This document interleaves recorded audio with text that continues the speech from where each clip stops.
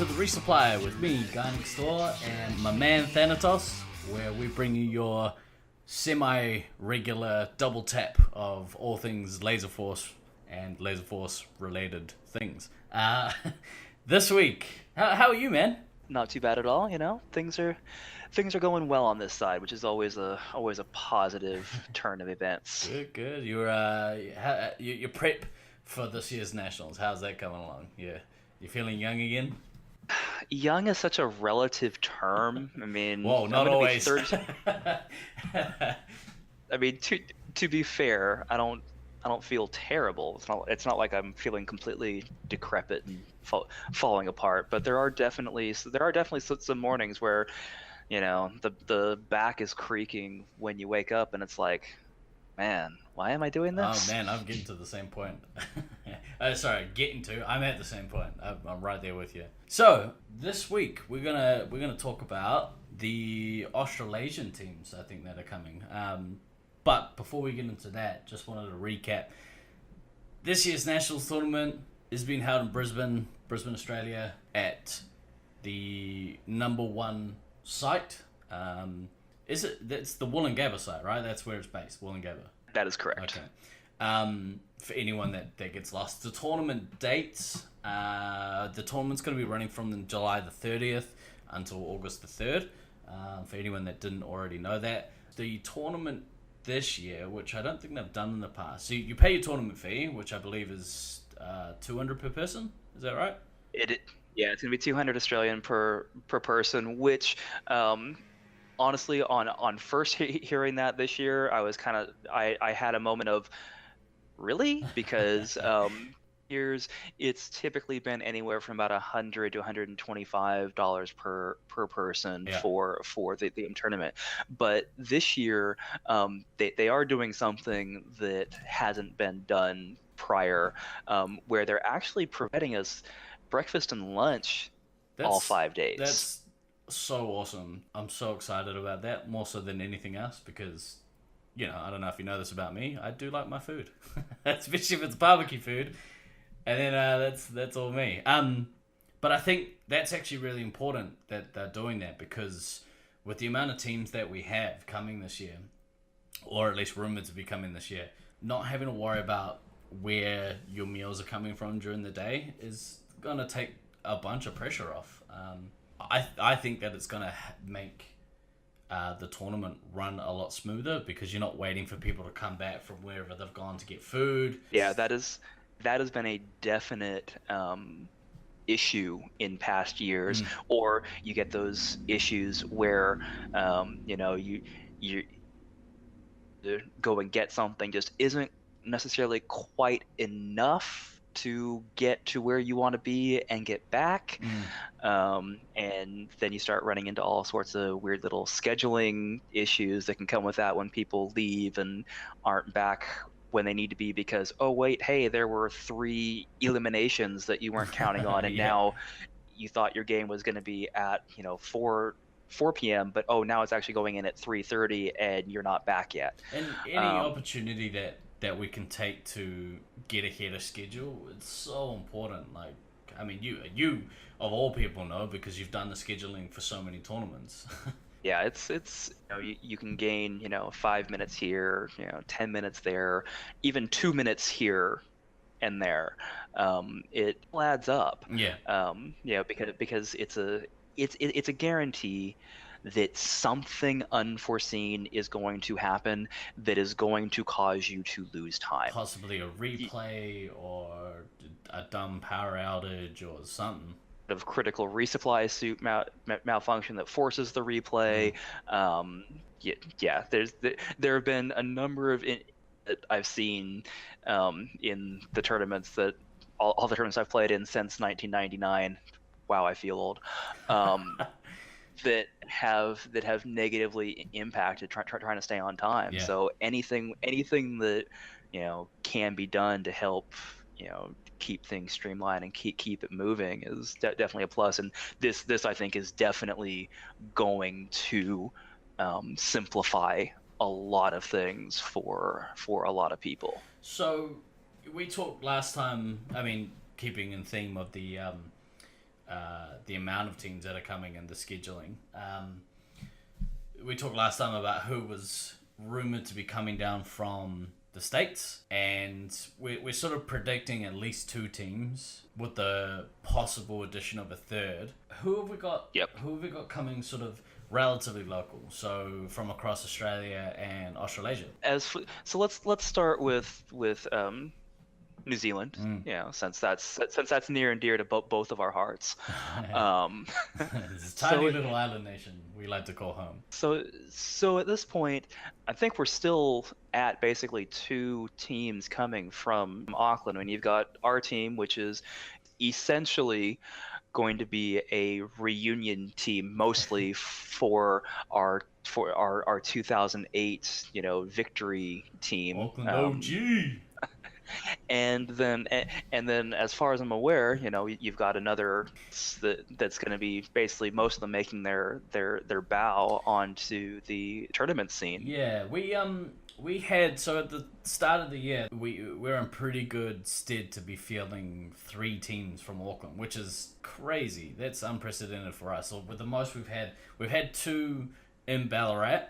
And I think we've had 2 in Auckland. We had 2 in Auckland. But to potentially have a 3rd team, I think, was pretty ambitious. So as it stands today, with some people having personal commitments and various other reasons, it's looking like we'll have our team, obviously, Auckland OG, and then the Auckland A team at this stage is mostly set, so it's looking pretty good to having 2 Auckland teams. Okay, and that's certainly not a horrible thing by any stretch. I mean, it's well, we have it's interesting because we have the guys outside of our team. There's actually 3 of them who have committed to buying plane tickets, so that's half of their team sorted already. So there were 3 to 5 additional players on top of that who are all considering buying their tickets as well. So it'll come down to A, who can actually afford to go, and B, who's good enough to go. Because if we run into the problem where some people, if we run into the problem where we've got more people, then that's a good problem to have. We can provide some mercs, which would be kind of cool. Now, aside from Auckland, I mean, at this point, I have any rumors about any non-Auckland New Zealand teams coming. As far as I'm aware, there is no outside of Auckland Laserforce regular members base in New Zealand. Wellington at one point had some great players. One of the best players, in fact, that's ever played this game. But aside from that would be Rusty. No, I wasn't talking about him. I was talking about Baden. So aside from Wellington, we've got, I think, 2 other sites here and never really heard a peep out of them. So it's a shame, but yeah. So if we cross the ditch and maybe we head south first, we've who have we got coming from Oakley? So right now from Oakley, it's funny. Oakley's team at this point also looks very much like a 2008 Ballarat reunion tour. Oakley OG. So Night Owl's looking at coming. Mental's looking at coming. That's crazy, man. And I'm pretty sure that's going to be if Mental does come, that'll be the first tournament he'll have played in 10 years. Yeah. Duckman is looking at coming. Fish is looking coming, and Hoodie is looking at coming as well. Yeah. Only person from their 08 team at this point who's right now they're not expecting to go is Spoonman, but he's got this little thing where he's getting married and they're doing their honeymoon in like May, and they're traveling all around the U.S. So, there may be some financial issues that might be preventing another trip, that relatively close to having had having done the big U.S. honeymoon trip. So I guess in a pinch we might be able to forgive him, but Maybe. we'll think about it. You know what? I reckon it's not actually the honeymoon, but rather he's got PST from last time he played in Brisbane and got maggoted and ended up transforming into a kitty cat. So I reckon it's actually that's probably keeping him away from Brisbane. Could definitely be. I mean, I know if I'd been transformed into a kitty cat, I wouldn't want to come back either. Don't lie. You secretly want to be a kitty cat. I know you. So, on that team, I mean, I'm always excited to see my boys from Oakley because they're some of my favorite people in the world. Those boys are so much fun. But I'm really looking forward to seeing Mental. I miss that guy. I haven't seen him, like in a decade. Maybe once or twice outside of Lasers whilst I've been in Melbourne, but yeah, he hasn't played a tournament since 2008. So it'll be awesome to see him in action again. He's up there with one of the best that's ever played. He was great in his heyday, and I'm sure he can still play. And at the very least, he can still give people shit. So Sure. He's certainly He still is sharp on that. he is definitely an bullshit talker. That is definitely one of his. Let's just leave it at that for now. But no, as far as people that I'm super excited to see from Oakley, I'm most excited to see Night Owl. I mean, Absolutely. not that I don't love the rest of the guys, but I've known Night Owl the longest.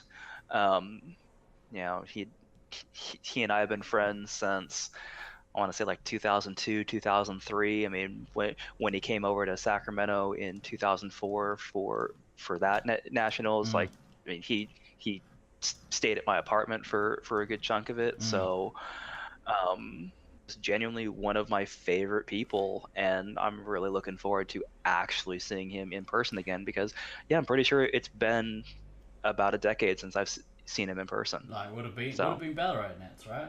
Yeah. This is going to be a reunion of sorts for Auckland and Oakley, and we've always sort of, at least for the time that I've been playing this game, like we've always had a really good relationship with the Oakley boys. Like 2006 for a long time was the best nationals that we'd had. There was a little bit of a snafu with some thievery, which was a shame, but aside from that, that was one of the best social tournaments that we'd ever had. Well, that was really the first tournament that We were Brisbane and competitive. Oakland. Well, that too. But that was the 2006 tournament in Auckland was really the first tournament that Brisbane and Oakley had ever bothered socializing outside of Laserforce Yeah. because there was a lot of bad blood there. Yeah, well, It was 2003, there was some shit that went down, and some pretty contentious calls, and this was at the height of, I think, Tradge's most competitiveness. And yeah, there was a couple of things that happened that caused an upset of sorts, and it kind of left a bad taste in the mouth of those two sites, and so and it was like 3 years late on from that stuff had died down, and people weren't so cut, I guess, on those. Now, I'm pretty sure there was stuff before 2003 between those two Probably. sites. So, 2003 may have just been the culmination of some of it, but there was stuff before then. Yeah. But yeah, Auckland in '06 was the first time that Auckland as a site was ever competitive at a nationals as well. So that We came I second mean at that that was great.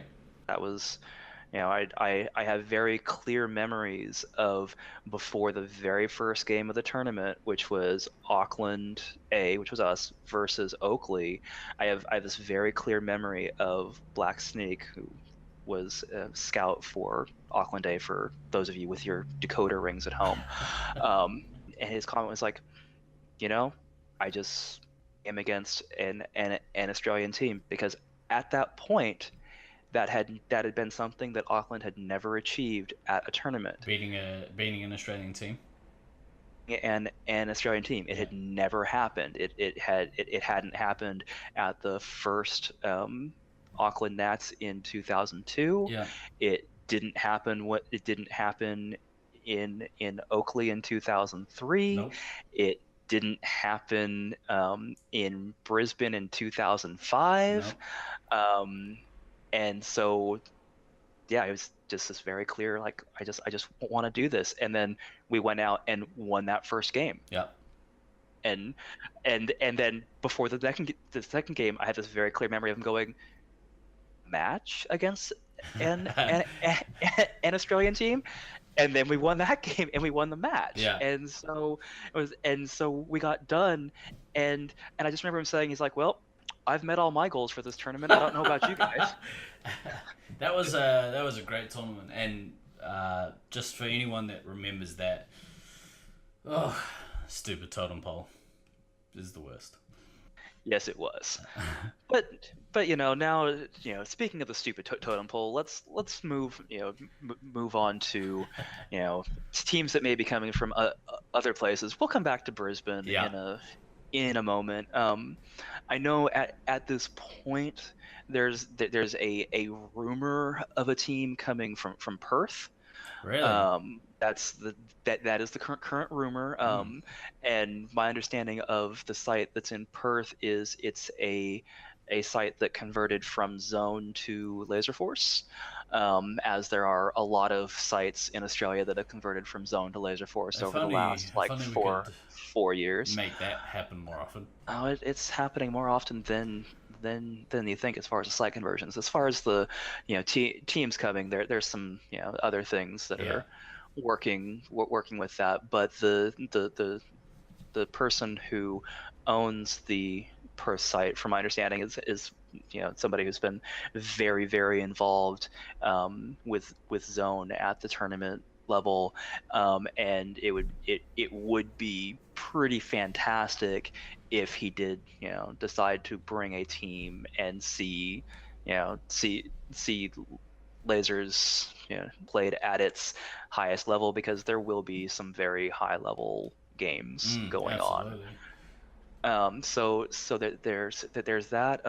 Mildura, we haven't heard anything from. I hope they come. I really hope they come, because the last time we saw them play, well, like when I saw them play in 2014 at the last Brisbane Nats, they were awesome. They were so much better than when they first started. Like, they came along in leaps and bounds. So I really hope that they can put a team together, or at least the majority of a team, and come out and play competitively, because they were competitive in the last Nats that they played.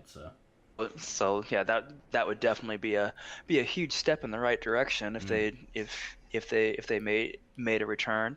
As far as the rest of the Australian sites at this point, lots of speculation, no real even rumors though to. Let's speculate then. let's definitely speculate. I wanna create some rumors. Let's go. Well, so we've got two former Auckland residents that are living in the Sydney area now, Leach and Lone Soul, that are in process of trying to build some player base with the Sydney sites. On that, Leach said that they have a ridiculous number of Laserforce centers in Sydney. 5 or 6 of them. It's crazy. But again, it's that whole trying to basically build from zero, and get people interested in more advanced games.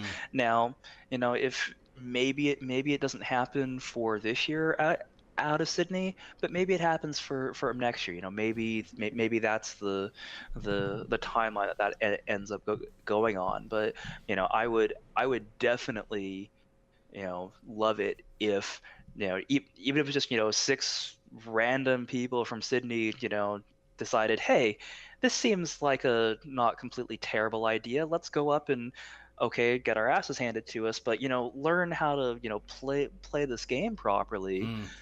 That would be I think that would be pretty freaking awesome, Yeah, definitely. personally. As far as other sites, I mean, I know that there's lasers in Cairns. I'm probably mispronouncing that, but I don't care because I'm American, so No, there whatever. was no R's in Ken, so you did a pretty good job. If you just Um, a- kids. and Rockhampton, I know, has a laser force that again was another zone conversion. Um, They've had a deep history, the at this Rocky site, right? they were a very competitive zone site from what I understand. Right. And then transitioned to Laser Force, I want to say like 4 years ago. And Right. again, if I'm wrong, if I'm wrong, somebody's gonna correct us. Um, Yeah. so so it'd be interesting to see teams show up. I mean, there's always some challenges when you migrate people from system A to system B, and especially because the zone tournament format, Space Marines 5, are so diametrically opposed to each other. I Mm. mean, there's the like almost nothing translates from point A to point I B. mean, the rule set Um, alone is just ridiculously different. We've yeah, we've and got then an ex zone player playing in Auckland at the moment, and he brought this up the other night. He said, "Well, I don't understand why I have to show a shoulder," and I was like, "That's our rule set. Like that's the rules that we play by." He's like, "It's dumb. They should change it." I was like, "This ain't zone, man.